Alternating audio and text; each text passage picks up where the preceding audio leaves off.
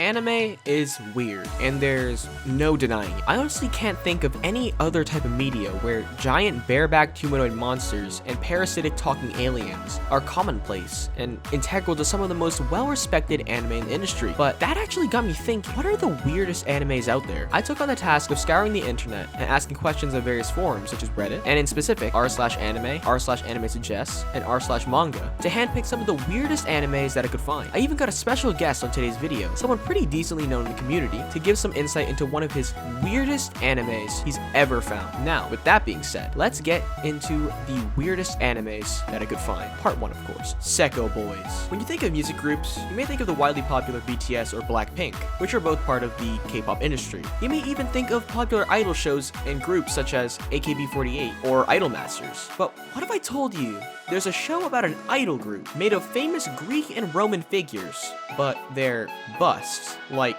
stone statues? Now hear me out. Sekko Boys is a Lighted Films anime about our main character Miki Ishimoto, who is tasked with managing a new pop idol group. This being her first gig after being a recent college graduate, she was excited to get started with her career. However, her department is statues? Yes, the Sekko Boys, or the Rockets for short, are a new up-and-coming boy band composed of 4 Greco-Roman sculptures: St. George, Mars, Hermes, and Medici. With the help of Miki's new management job, will the new group be a huge success, or will they hit rock bottom?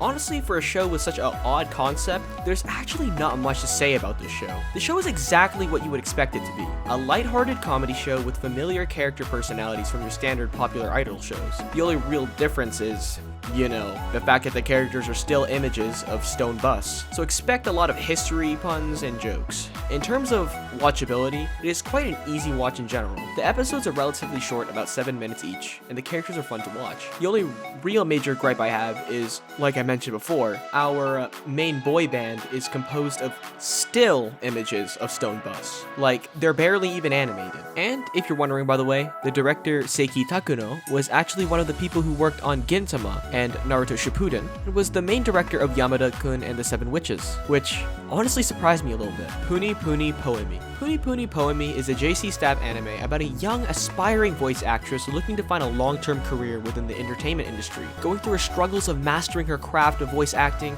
and balancing her education in the process. Everything seems to be looking down, until a mysterious alien kills her parents and wreaks havoc all over Tokyo.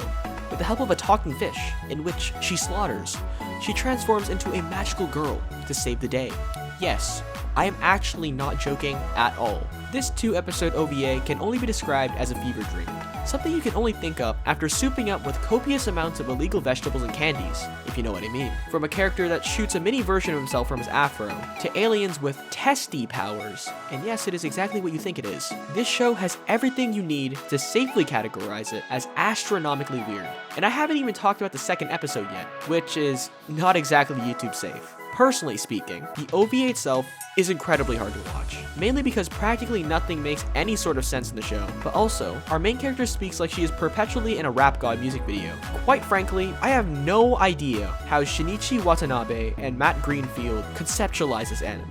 They definitely made something utterly unforgettable, to say the absolute least. Akikan. Have you ever had a nice refreshing can of soda? Do you perhaps enjoy collecting cool looking soda cans? And have you ever wanted to date a soda can? Akikan is an anime made by Brainbase about our main protagonist Kakuru Daichi, an avid collector of soda cans, particularly rare soda cans. But on a random day, after purchasing a refreshing can of melon soda and taking a sip, his can of melon soda turns into a gorgeous blonde girl. After this chance encounter, he is wrapped into a convoluted can-based experiment where these humanoid soda can beings are fighting over which type of can is superior, aluminum or steel. The show is honestly not as weird as it sounds, if you ignore the actual premise of the show. The actual anime itself is honestly your standard ecchi anime. It kind of reminds me of a worse version of To Love Ru with less ecchi and worse animation. A bit of action here, a bit of ecchi there, and maybe a little comedy on the side. The show is definitely watchable,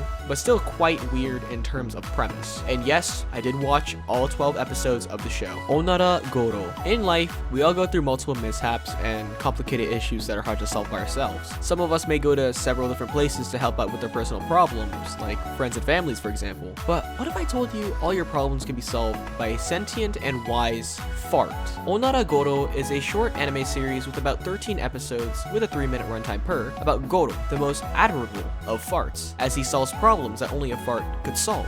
You must be wondering, however, what sort of problems are problems that a fart can only solve? Well, these problems can fall within the range of a simple school bully situation to a life-saving operation, all solved through the power of flatulence. But don't think the fart cinematic universe ends there. No.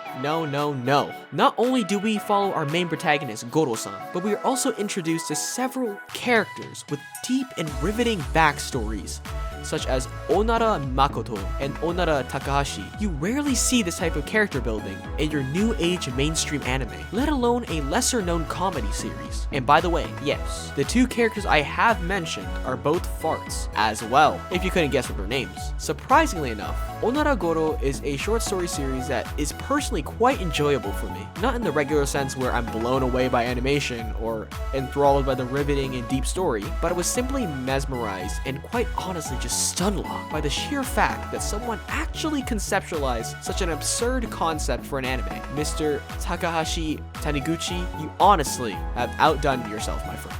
Well, with that being said, I would like to end the video off with a very special entry by someone you may know from the anime community. His channel name goes by Audi, and he is currently a fast-rising channel in the anime community. If you enjoy similar content to mine, you will for sure enjoy his content as well. Link will be in the description of the video, and let's get right into it.